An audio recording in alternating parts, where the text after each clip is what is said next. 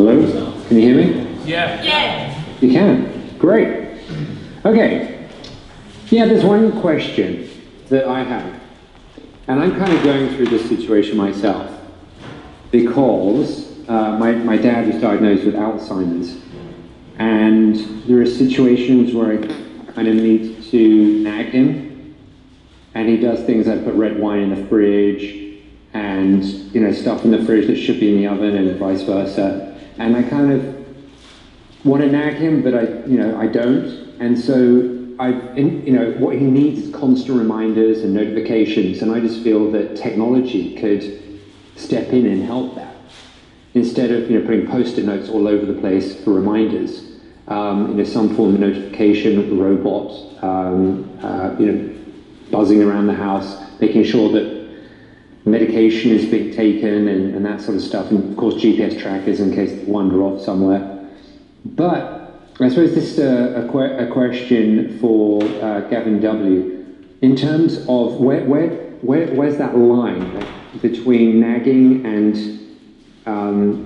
policing and Big Brother and direct supervision become greater than the benefits offered by it? Do you see what I mean?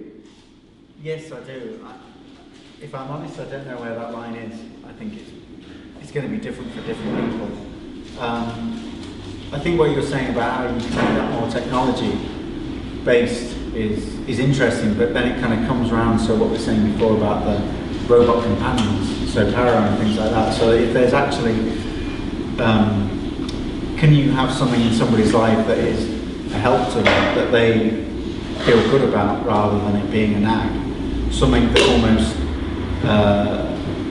the person can care, actually has a relationship and cares about and is bothered about, and so will take notice of. I think the danger is if it's just too abstract, then it doesn't work. But also, I think as I look at older people seem to get less and less good at taking advice. But maybe it's kind of like, they've been around a long time, they know what they like and they know what they want, so they won't always be told. But I think one thing is actually if you have a companion, so that touches on artificial intelligence, but within a home it could be embodied, say there's a robot in the home, it could be embodied in a robot when they leave. It could be that intelligence is in their phone or whatever, so it's with them all the time. One thing is the house to a certain extent, once it's got sensors and intelligence and things like that, the house itself kind of becomes an entity. Mm-hmm. Yeah, I think I agree with that. It's more of a symbiotic relationship, and it's going to take a long time to get there. It is quite fascinating watching the way that elderly people tackle a tablet over and above, which is almost intuitive. A 3-year-old, you can give one to a 3-year-old and they don't even, they just use it.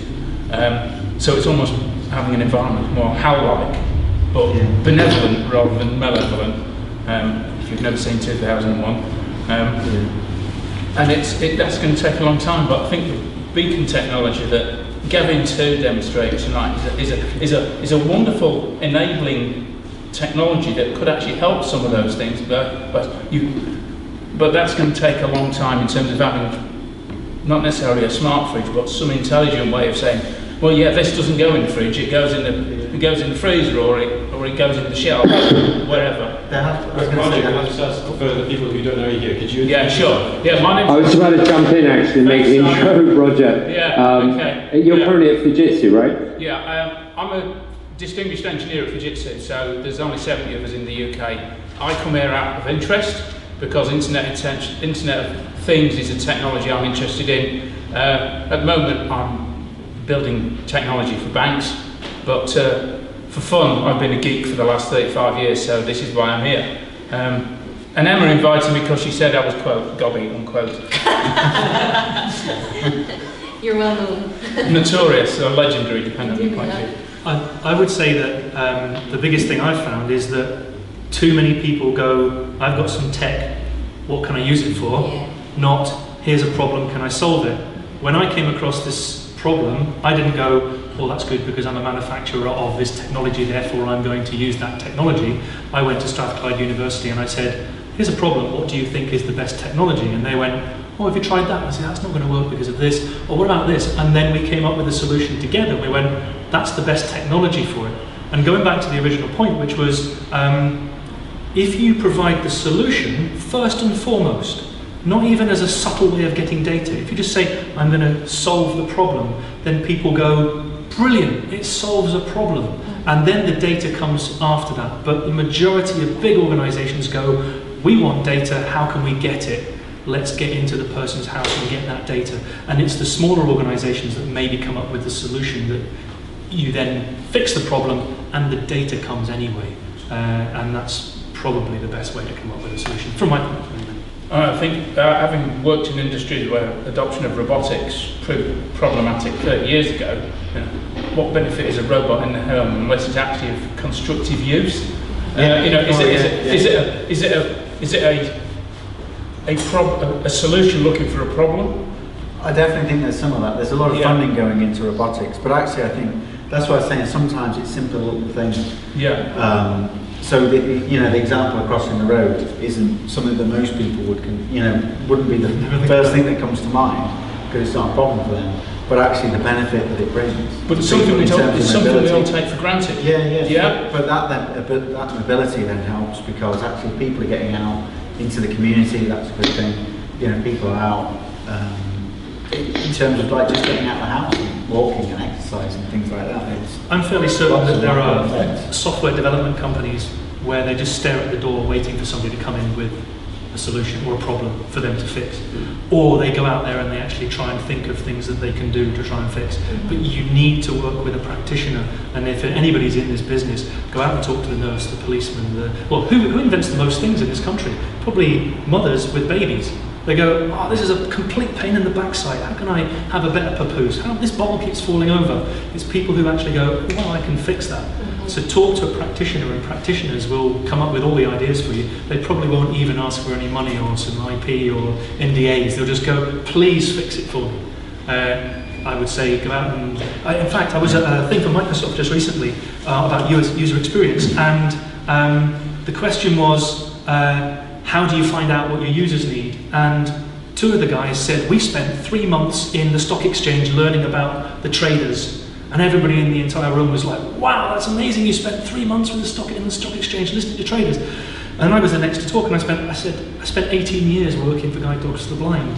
And they went, oh, okay, yeah, 3 months isn't useful really. And they understood that you talk to a practitioner and you potentially pick up a solution. Yeah, I mean, that's quite interesting. The reason I'm interested is assistive technologies, and I knew that the options were there, is because I'm typically middle-aged, slightly long-sighted, so I found some of them by accident because I wanted to increase the text size. But we take things for granted when systems are designed, user interfaces are designed. They're not designed to take account of, for example, colour blindness.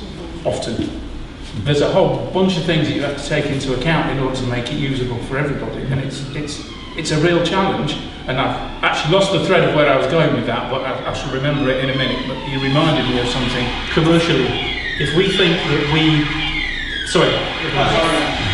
commercially, if we think that the older generation is not worth us thinking about for bringing cash in, well, you just have to hear about, was it 73% increase on people over 100 in the last 10 years? And that's all the way down. Over 65s, 10 million currently in the UK. By 2050, there's going to be 19 or 20 million over 65s. It's insane. But it's good. It's not just technology specifically for them. It's good for the economy generally. Because if people are independent and go into the shops and buying things and things like that, it's exactly. I'm going to throw this back out to the floor. We've got a chat at the back. Can you introduce yourself to the room and?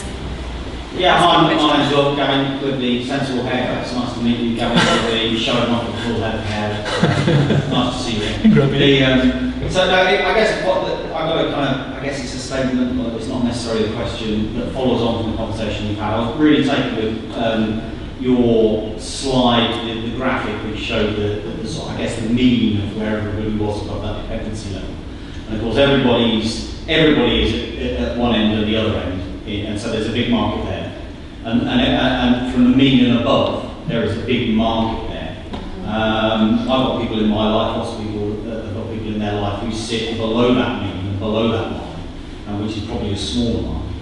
So I'm quite interested in your thoughts on where technology is likely to be focused for commercial reasons, which you guys have just been talking about to a degree, and how raising the few above that line to join the majority, the possibilities behind that, the finances behind that, the commercial aspects behind that. I don't know if you've got any thoughts on that. Well, focus, if you're talking about that, the older generation, the focus is, from what I've... I guess I'm not, you're speaking about... I think Gavin is focused on people. Gavin is too. It is purely focused on people who are below that line. I think you're focused predominantly on people who are below that dependency line, whereas much of the products that we've seen today and much of the talk we've seen today has been focused on people at either end, which are everybody goes there, and all the fit stuff which fits the people who do it. So the guys that Gavin are focused on are in the minority, and therefore the market may not focus on them as much as it does on the other areas, because it's a much smaller market. I just wondered if you got any thoughts on that. I think in terms of kind of like, the raising of, there is that subset of the population. Certainly from a British perspective and from NHS, from health and social care, is those people cost a lot of money. And so actually, if they can be kept well and independent and active, actually it's very good for them. But the main, two of the main dangers are falls, so reducing risk of fall. So actually, and it's, while there are fall pendants and you can detect a fall, actually predicting a fall is much more useful. But it's not so much saying you're going to fall in 30 seconds, because even if you knew that, you probably wouldn't be able to catch them, or they'd just fall again a bit later. It's more as people become frail, if you can intervene with physiotherapy, actually sending somebody to their house to kind of remove trip hazards and things like that. So a device that I did see that I really liked, actually, and I think it was at Strathclyde it was being developed, but I think it's moved to Edinburgh now, were some insoles, and they would use, they would detect how steady somebody was. So it would basically, you could ascertain their risk of fall. But I'm pretty sure, because they have lots of sensors and pressure sensors in, that once they'd really start getting into analysing the data, they could find a lot more about people's gait and things like that as well too. So I think that's kind of prevention. That's very interesting, because I remember reading about a chap who was diagnosed with Parkinson's by an expert purely from his gait, and he was diagnosed very early on in onset of Parkinson's simply because his gait was unusual. And if you talk about footwear that's got pressure sensors in, what about the possibility of having a closed loop system that can counteract the possibility of tipping over? Yeah. And fundamentally, it's very difficult if it comes down to money. And this is a personal opinion, so I hope I don't get shot. The Victorians had a way of building things, and they built things to last, almost irrespective of what it cost. We don't do that anymore very often. We've got an army of accountants looking our area. I shall say, you can't build something to last for 30 years because it's too expensive. But ultimately, replacing it costs more than doing it right the first time. And when it comes to extending people's independent lifetime, and my mother was infirm for quite a long time, and she finished up with a mobility skill test, and it tipped her off. So yeah, it kind of gets a bit closer, and there is almost from my personal philosophy, there's almost just do the right thing. It's not about the money, it's to do the right thing you can't put a price on people's independence. Although I'm sure the bean counters would like to. That's a personal opinion. Well, definitely, if it's within, the health and social services, definitely will have a price on it, because there's a finite amount of money, and money will get moved from one place to another place, but new money doesn't get created. But I was going to say the flip side is it's not necessarily those people, but it can be those people's families. So definitely when you look at, say, fall pendants and things like that in the United States, they're very much sold to the families rather than to the person necessarily, because it's kind of selling security to the family, the fact that they know that their relative, if there is an incident, somebody will come and help them. There's somebody at the end of the phone, and then there's a monthly fee for that. So it's a different business models. Yeah. We have another gentleman at the back. Yeah, my name is Mark. Just following on, Richard, really from that earlier statement saying you can't predict that someone's going to fall over in like 30 seconds. I can guarantee you, analysing all the data and in a microcosm, gathering all the IoT information around someone's network house and Fitbits and pendants and all kinds of stuff that they're wearing is just generating tons of data. You can analyse that data. I guarantee you can predict that they're going to fall over in 3 hours' time. Just by the way that they're moving, by their blood sugar levels, by their heart rate, by their breathing rate, by how much they're eating, how much they're sleeping. You can analyse that data and crunch it and guarantee that you can go give that person a call because they're going to fall on their face in about 90 minutes. 3 hours is good because in 3 hours you can send somebody round, and as you say, if it's blood sugar and things like that, or inform the person themselves to do something. It's just sometimes I said, people talk about you're about to have a fall as if you can send somebody to catch them. But yeah, the prediction needs to be actually long enough for something to be done. The ability to do that is there, it's free. You can buy this stuff from AWS and Azure. You can buy a free compute, and you can just feed all this IoT data from an individual or from a whole entire nursing home. Yeah, I mean, I've not seen it done yet where it's been demonstrated and proven. There's some interesting low-tech solutions for that. So you get epilepsy dogs. So that's low technology.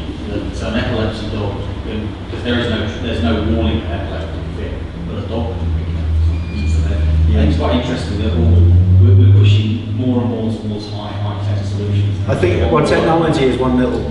That's something I can, coming from a technology background. I like technology, but the more I look at it, technology is one part.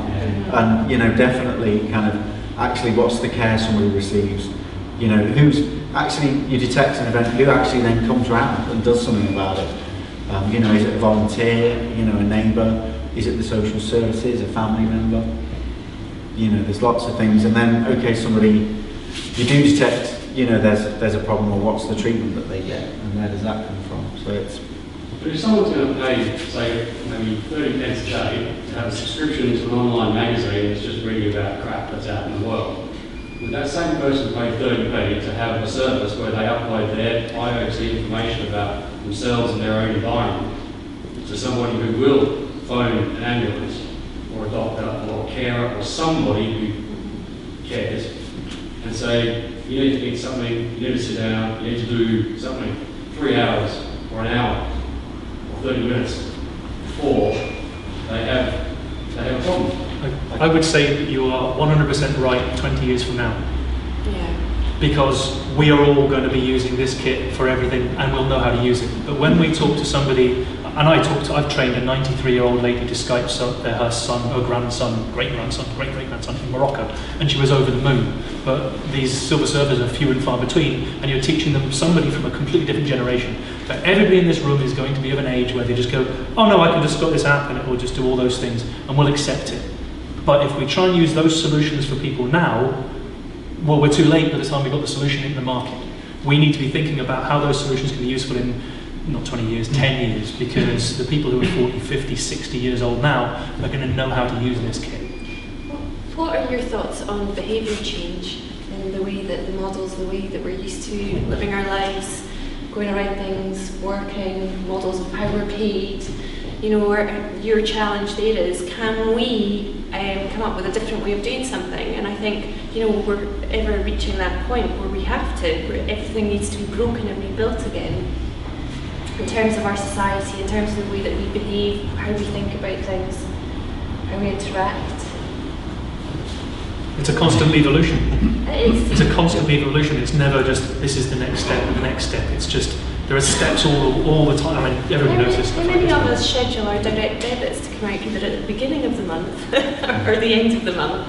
And, as a student or into my early career, you would be absolutely skint for 2 weeks because you never challenged the way that the financial services operates. Whereas if we could schedule payments to come out a little bit by day.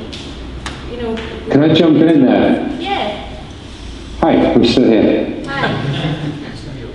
So, again, we're talking about elder care and sticking with that theme and what you just mentioned about financial services and what have you, and financial transactions. And another huge concern I have, when I'm just hanging out at my dad's place, you know, I'm sort of working from his home office, and I'm constantly hearing calls throughout the day. And I hear him responding to those calls, and ultimately they're people trying to sell him something. Magazine subscriptions he doesn't want. Some kind of service that he doesn't need.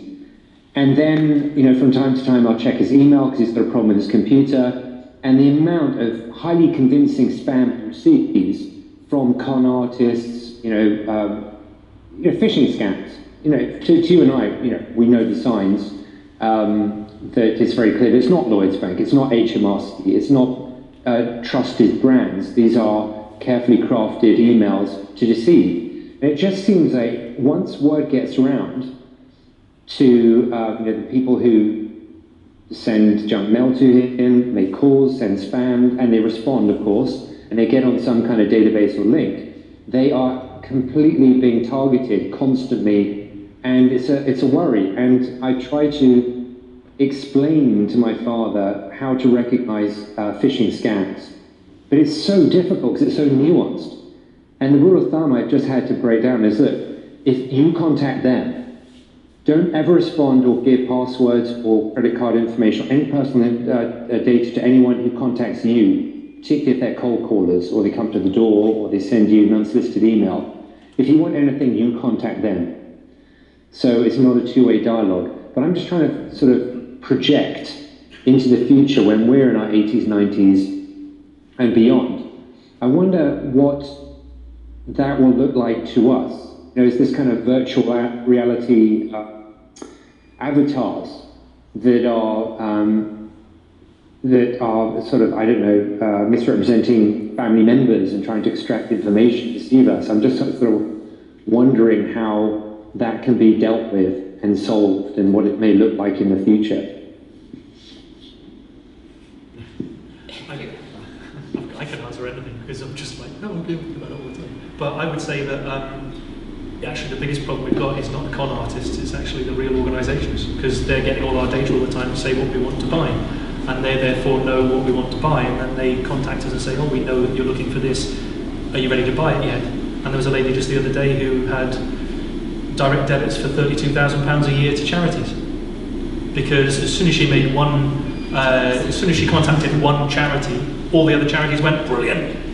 So I don't think it's always the scammers. I think there's far too... Whoa. The charities right now, I mean, this is a very hot topic because they are acting like scammers. Yeah. In terms of there was a suicide recently because an individual felt so under pressure, and she had tens of thousands, I think, of pounds extracted from her, and eventually she was being so harassed and harangued by charities that she committed suicide. And of course that has now become a topic because they are going to have to be regulated unless they start completely changing the way the market, and even though they're charities, that's kind of a strange. But I'm just trying to think in terms of technology, what technology can be solved. I mean, in the future, IoT hacking, personality identity theft is going to become a growing issue.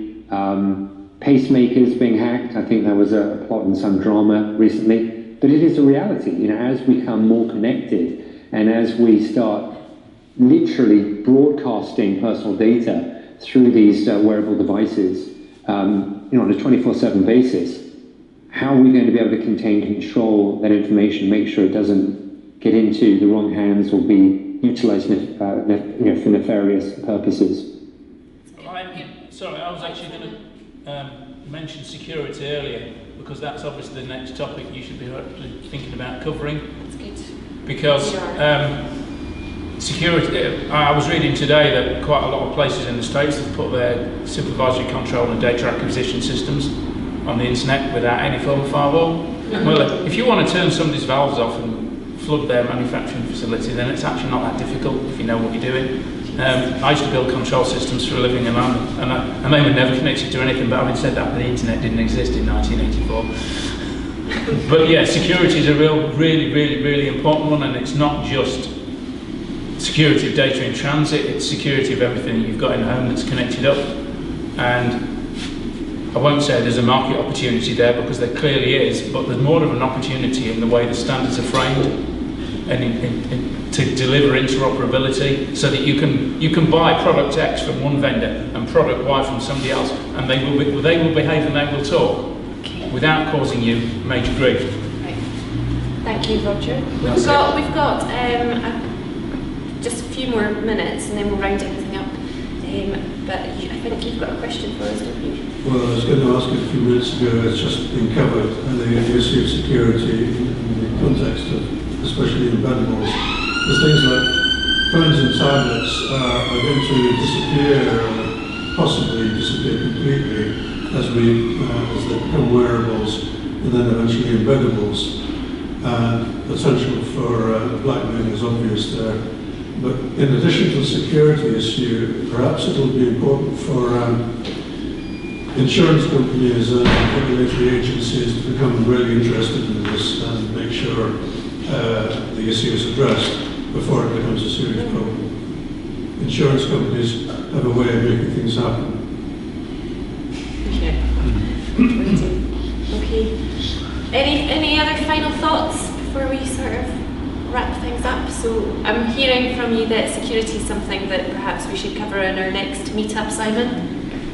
Agreed. Yeah, it's a very important topic to cover. Yeah, if anyone wants and so is drinking after the event, just to remind you. Where's the pub we all go to afterwards, Emma? Tim will tell you. It'll be the Southern rather than the Rolex this time. Southern? The Rolex close, so the Southern just on the corner. Southern. Just go around the block and it's the first one on the left. That direction. On the right, sorry. We're not in the one we've been in previously, inside. It's closed now. Okay.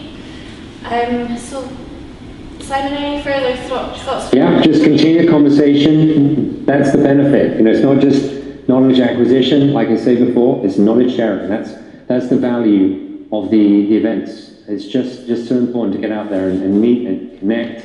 And so drinking is just a very important part of the event. Sadly can't join you. And like I said, continue the conversation via social media. Facebook.com, IoT Edinburgh, at IoT Edinburgh. Please continue the conversation and be interactive. And I've been monitoring the social feeds, and you've been tweeting away, which is great. So Simon, we've got Alan, who has been our host from tonight, just wants to round up, and on you go, Alan. Perfect. Go for it. Expression. I just wanted to, well, thank you all for coming tonight. So I'm from Product Forge, who is we're sponsoring the drinks and pizza this evening. We're going to be...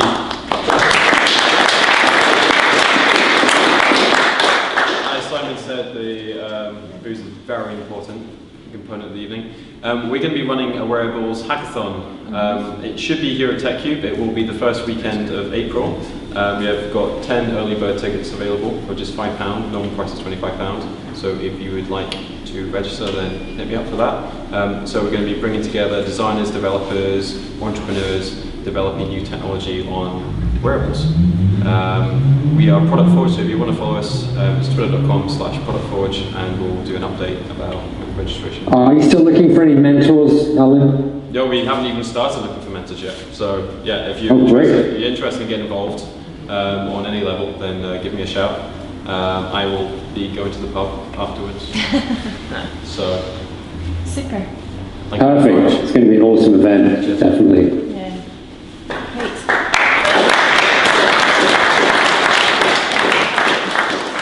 Thank you, Simon. Thank you to our speakers. And Simon will announce the next meetup. We hope to see as many of you there as possible.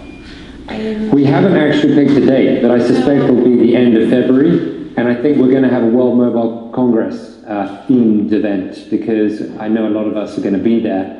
And it's a week-long event, and it should be awesome. So I think we're probably going to be kind of doing a similar kind of highlights reel roundup that I did at CES.